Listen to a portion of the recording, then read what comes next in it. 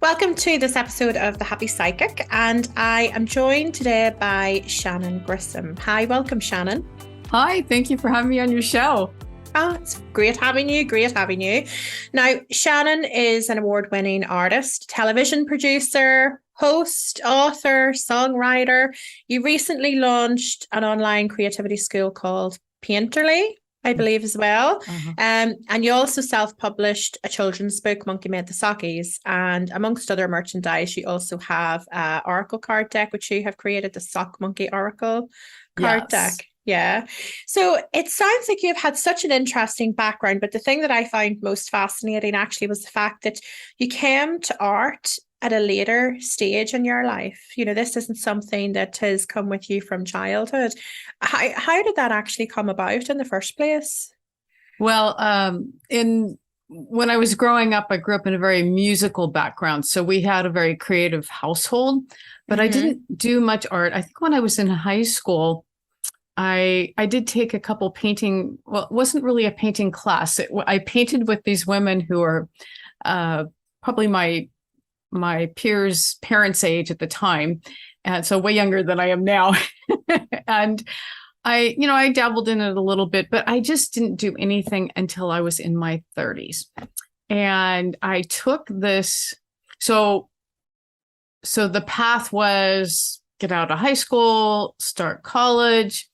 It was kind of rowdy and a little bit wild. And so anyway, I dropped out of college when I was a senior and did not finish. And I was not liking the coursework. I was taking all business classes, and it didn't feel like a good fit. In the meantime, I met my husband. He had 4 children. And so I had an instant family and just shifted gears into that mode and to working. And long about the time I was in about 32, I took this adult ed painting class, and that was it. I credit painting with keeping me from going off the rails with drinking. I credit creativity with my spirituality. I think creativity is really what's headed me in this wonderful direction and path that I'm on today. That's amazing. Yeah. So you mentioned there about it, being credited to your spirituality. Have you always been a spiritual sort of person? Has that always played a part in your life, or is that something that you came to later in life as well? I've always been there. I didn't ever talk about it. And I think that it has blossomed and bloomed through my creativity, where it was a little repressed before that. Yeah. So a question for you then, because I do find this sometimes with people who are artists and in the community. Like, I'm a psychic medium, and one of the things that can be done is spirit art, where you sketch, an image of the spirit that comes through to you and use this as part of your readings. I've seen people do that before, and I do wonder, how much of your creativity actually flows from spirit. Are you aware of that in any way? Or do you feel more connected when you're doing art? The first time it happened, it scared me. Oh my goodness, it was scary. So I get up at 3 a.m. and paint. And that's because when I still had a day job, it was the only time I could paint. After work, I'd be too wiped out. So anyway, so I'd go out in the studio and I started painting, and this face started showing up in the painting, and it wasn't just a face, it was alive, it was a spirit. And I'm like, oh my God, I wanted to run in the house and tell my husband, there's this scary man in my painting. And then I didn't. I just sat there and absorbed it. And it was benevolent. It was kind. It was that was my first vision in that. And he wasn't traditionally beautiful, the painting or the artwork, but that was my first glimpse into the fact that things that may not be beautiful on the surface could be beautiful internally. So that was my first channeled piece. And to this day, I have different stages of work. So I have some days where I go to the canvas In fact, I'm in the middle of a new Oracle deck with this. I just say, okay, who wants to come today? And I just channel and paint, and then faces emerge. I don't know if people can see this live, but there's a face behind me that was totally channeled that way. So I was wondering about that actually. Yeah, because I can see it in the background. Not everybody will be able to see the visual, but for those who will, then they will see the picture. Yeah, she just burst. And so I've done about 26 of these so far, and I intend to do close to 50 and create another deck. But so I have them that are totally, completely channeled. I also have some that, like the sock monkeys, I don't just step up at the canvas and say who's going to come. But what happens when I paint those is they're structured in that I set up a still life and I paint what I see, but I am channeling the love energy. These were from my mother. They were a tribute to my mother when they first started. And so I just channeled this hug, love energy, if that makes sense, into this work. So it is channeled in a different way. Yeah. You probably got, I suppose, your inspiration, though, I guess, still from spirit. It's still coming through from like a higher source, a higher power, even though you might not be necessarily seeing the picture in front of you or the image of somebody in front of you. Yes. So you mentioned as well about, you attributing art to being what kept you from going off the rails with drinking and things like that. So it sounds as though you have a little bit of a story to tell. Well, it was funny because I was a wild younger person, and I always said that when I had kids, I would settle down and I was always responsible and held jobs, but after work, I get it. Yeah. So I always said, when I have kids, I'll settle down. Well, I didn't have kids, but then I met my husband who had 4, and it was an instant. Okay, Shannon, you need to get your stuff together. You need to be a good role model. And so that was it. And then a few years into that, and it took a little while to taper off, but once I started painting, the interesting thing about painting was that because I was getting up at 3 a.m. to paint before work, I couldn't do it hungover. I had to. And so my desire to create and connect with spirit was stronger than my woohoo.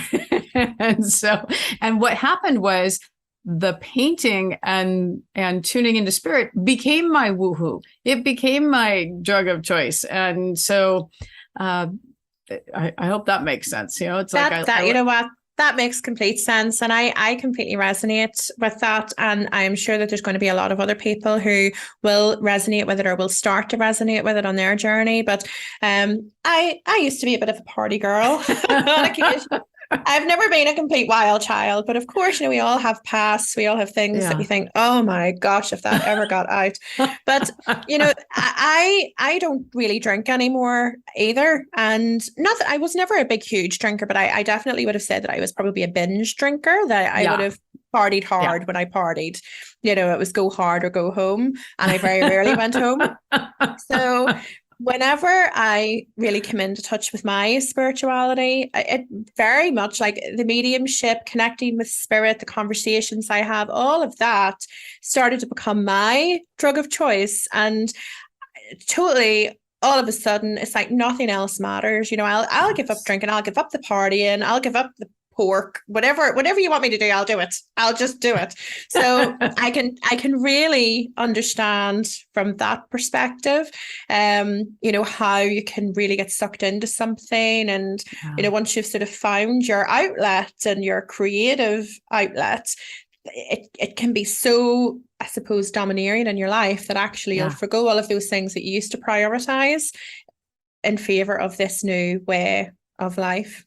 Yes. Yeah. And I love that you are the happy psychic and the happy medium, because I really want my work to come from a place of joy. So I was so excited to be on your show. Good. That's so good to hear. Yeah. I think we spend so much of our lives, don't we, like trying to find our happiness. And I think we can be drifting through life somewhat aimlessly, I think, in a lot of cases, before we come to a point where we're like, okay, something needs to change, or we're so driven by something else, like you with your painting, me with my mediumship, that we end up taking our lives in like a little bit of a different direction. Yeah. Do you think that anybody can get involved with art? Do you think it is the sort of thing that anybody can adapt? Yes, I think that art and intuition, they all come from the same place. And so I think that it's a matter of doing it. It's a matter of tuning in. It's a matter of practice. And when they say with painting, it's time under the brush that that helps you develop your skills. And I feel like I spend time meditating every day, and it's time I'm working on that. And so it's just a matter of putting your focus there and deciding to do it. And you said about getting up early as well in the morning. So was the passion for art that strong with you? Yeah. That you had to just get up and do it? Well, after work, I always had fast-paced, stressful jobs. And so after work, I didn't have anything left. I just didn't, get dinner on the table. That's it. Go to bed. I just didn't have anything left. So I thought, okay, if I want to do this and I want to make the switch and I want to do this for a living, I need to do something different. So I started getting up at 3:00 in the morning and painting for a couple hours before work. And I still, to this day, now I'm on this weird schedule. I'm still wired that way. So I still get up early. The thing about getting up early before work is I don't check my email. I don't check my devices. I go straight to, I don't know if you've ever heard of Julia Cameron's morning pages. No. So she's a creativity coach, author, and she has you write 3 pages longhand, just a system dump first thing in the morning. And so I do on binder paper. I write 3 pages, and what happens is at first I'm sniveling about, I don't feel like writing. I haven't even had enough coffee to do this yet. But then toward the end, I started getting automatic writing and channeling and all kinds of good stuff. So I start my day by doing these morning pages, and then I do a meditation and tune in, and that can go anywhere from 7 to 15 minutes, depending on who wants to talk to me and how well I'm tuned in. And then I paint. And I make that all a priority before I start the workday. So, yeah. So with those pages, I'm very intrigued about these now. So you've obviously got a regular routine going with those. And as you say, you start them and you're like, but then by the time you're finished, what is it that you're getting out of it on a day-to-day basis? What keeps you going back to that? It's like you unload everything you don't need. So it's like a little system dump for your psyche. I just unload what it is, and I get clarity from things that I don't have clarity from either the night before. Sometimes dreams will be mixed up in all of that. And the one thing about that is you write them down, and then you're supposed to not show them to anybody and also throw them out. So that's a part of releasing what you don't need. But I do, and I used to just shred them. And then now what I do is I'll reread them, and then I'll take little notes. Okay, I need to pay attention to this, this, and this. And it might be like 5 sentences out of 3 pages that I need to focus on. And then I do shred them. So it's a matter of putting it out there and then letting it go. That's a really good it's a really good thing to do, actually. And it's something that I encourage people to do. If they're trying to release an attachment from somebody or some negative emotion that's left over from like a relationship. And I always encourage people to write a letter almost to that person, but then to burn it and let the universe take it away. So it's a similar concept, really, where you're just, as you say, you're just offloading everything. Oh, that's a really good thing. I might try that myself. Oh, go for it. Love it. So in terms of your art, I am really intrigued to understand, like, how do you feel whenever you're painting or whenever you're mulling things over? And do you decide what you're going to paint, or do you just sit at the canvas and just see what comes? What do you have a process?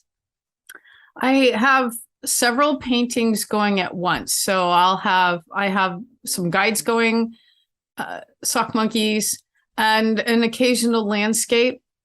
And so I have them all going in various states of being, so that because I have several going at once, it keeps my productivity up, because I'm not always in the mood for certain things.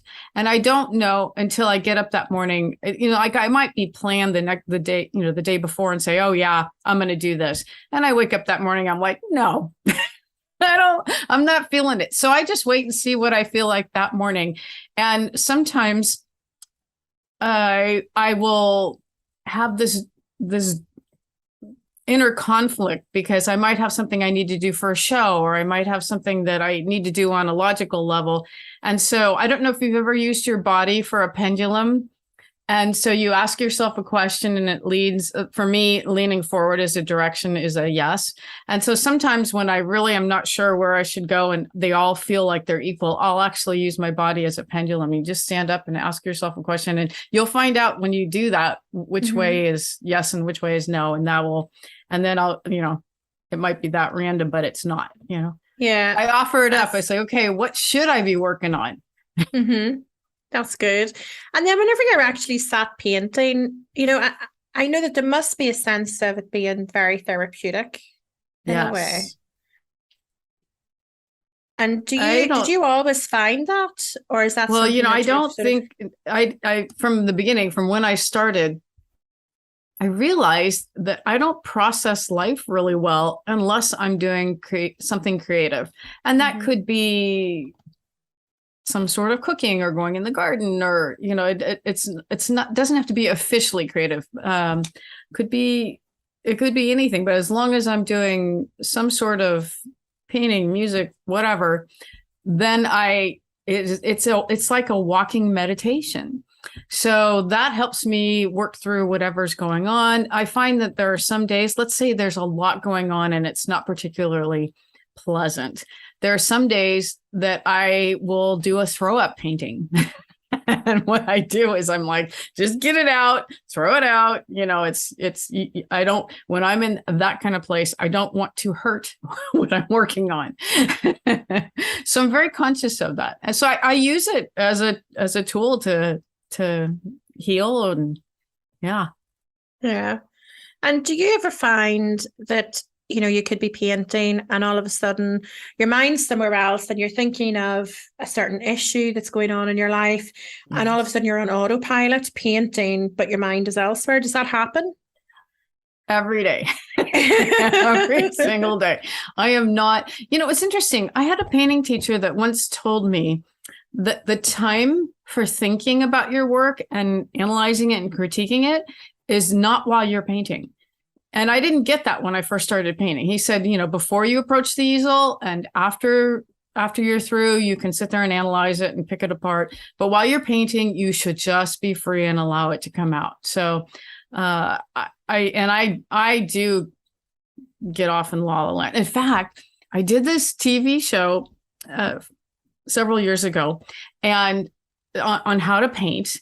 And what would happen is I'd be in the middle of painting and I'd forget that I was on TV. I would just get lost. And the camera people, they would throw things at my feet to get me to be back and aware, so that you couldn't see it off camera, but I'd be jerking. Yeah. That's funny. So you literally do go off almost in a trance. It's like a trance. It's like a trance-like state, and you're just doing your thing and just in a different. I love it whenever I find something in my life, and I'm not artistic. I think that I definitely have creative tendencies, but I've never had, I'm not saying that I'm not artistic. I don't know. I've never tried it. Maybe like you, maybe I'll be coming to you next week and being like, I'm an artist. I didn't know. But I have never channeled it into art. I've never painted or, apart from whenever I was at school.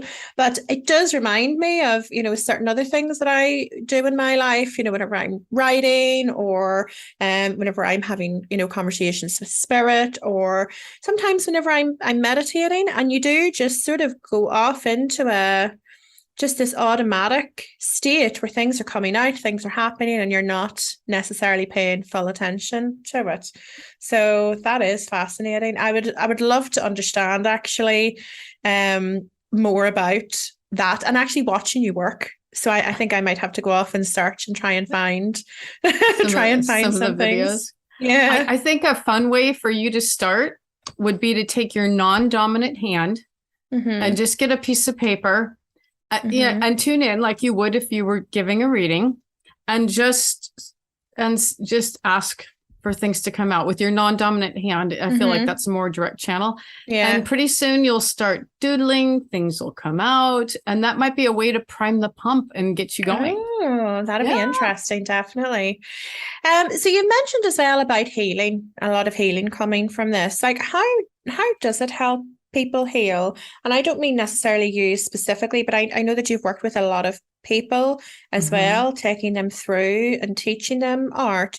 You know, how is this therapeutic for people? What are the therapeutic and healing benefits? Well, first of all, when you do get into a meditative state, it takes you out of that pain body. It takes you out of the stress. So that's awesome. And I think for me, when I am focusing on my creativity, I am, instead of focusing on whatever nasty little thing is happening out there, I shift it because I can get sucked into whatever it is. And so what this does is it helps me look for the good. I search for the good. And so when I'm creating, I'm in that happy place. That's and good. That heals. That heals. Because if and a good example of that is when I don't want to do something or I've said yes to something I shouldn't have because I was doing it for whatever reason, I get a sore throat. And I thought, okay, you're not speaking your truth. You're not, so I know that, it could be on a bigger level. So I'm very conscious of, okay, if I've got discomfort, I need to shift somewhere somehow. Yeah.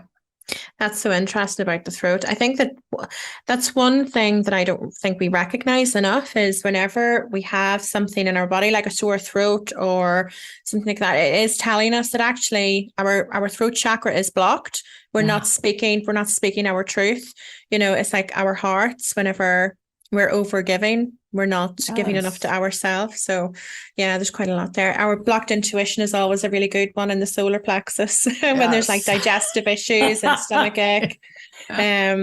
So in terms of your oracle deck then, the Sock Monkey Oracle deck, how did the idea for that specifically come about? Well, it started, I found when my mom passed away, so she was only 60. I was in my, I was in my mid 30s.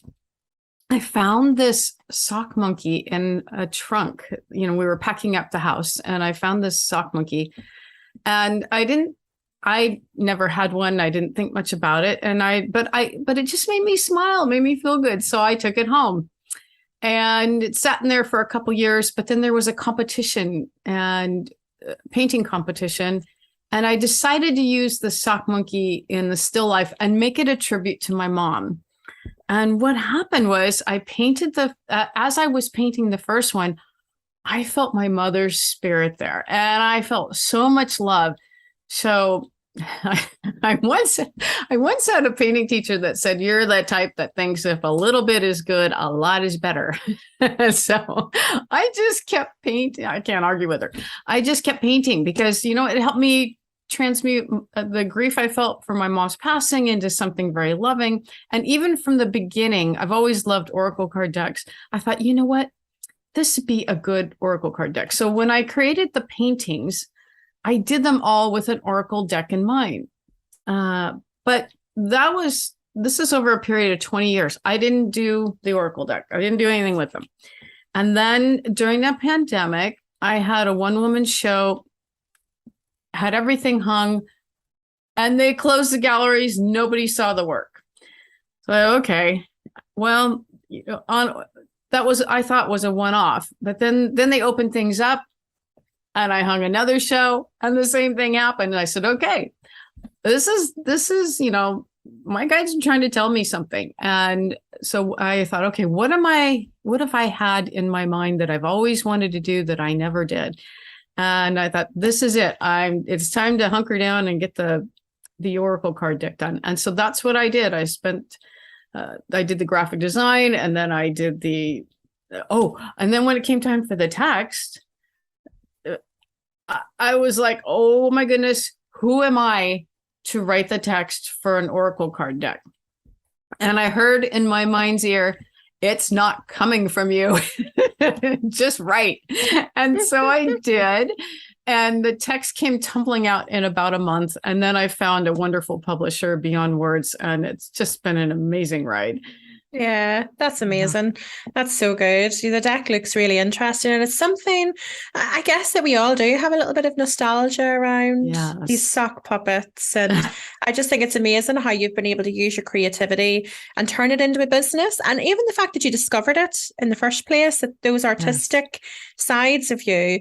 And I think that another bit of inspiration we can take from that is that it doesn't matter where we're at in our life. We can discover this at any stage. You know, you were in your 30s.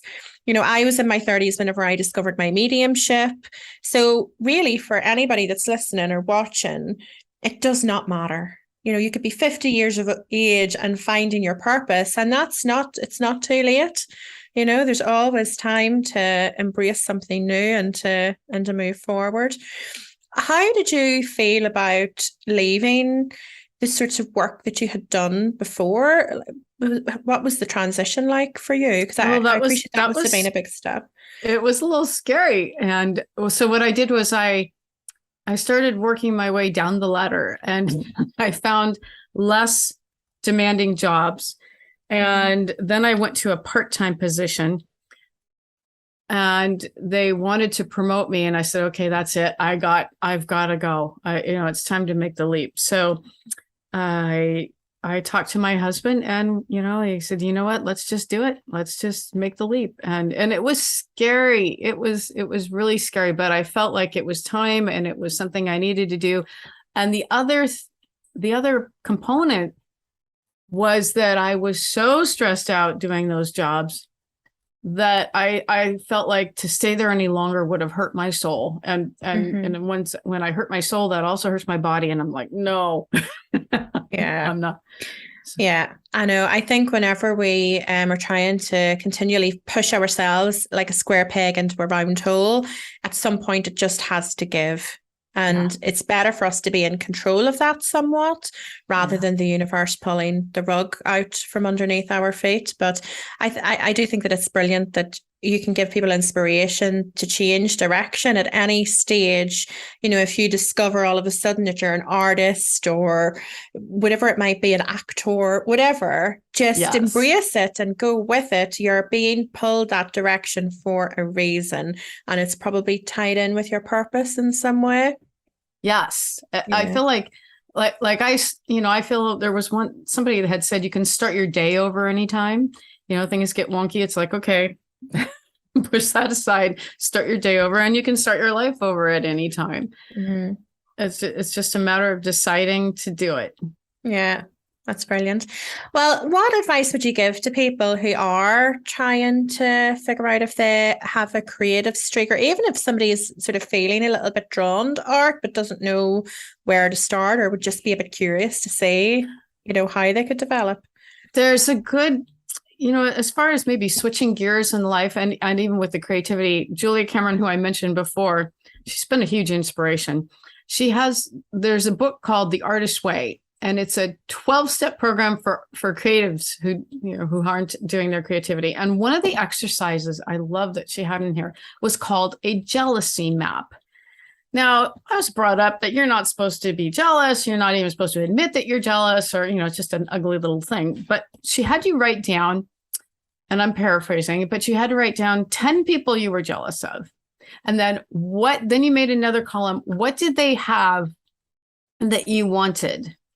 And then, so when I did that part of the exercise, I realized that there were and you'll discover common threads okay, they're all doing this. This is, so that helps you go in the direction. And then the next part of the exercise was, okay, what kind of steps can you take to get yourself going in that direction? And that's how I discovered the TV show. I had no idea I wanted to be on TV. I had no idea that I wanted to produce a show. And I realized that the majority of the people they were doing what they loved on TV and teaching people. And I thought, okay, this is really what I want to do. And so that was a catalyst for me starting that. So that's a wonderful exercise. I would say that anybody that wants to develop their creativity and wants to, it helps. And it's creativity / intuition, to get the artist way and do those exercises in the book. It will change your life. I even think that probably even if you're not gravitating towards a creative life, although obviously there is a level of, as you say, creativity and intuitivity being interlinked, but it sounds like anybody, there's like quite a few people would benefit from the book. Like there's a few exercises you have mentioned there that I don't think you need to be a creative person to benefit from. There's so much benefit to actually take from them, regardless of whether you're a creative or not. Yes. And actually, I think that there's so many of us say, oh, but I'm not a creative. I'm not creative. When actually we are, we just haven't tapped into, but we haven't explored it yet. Yes. Yeah.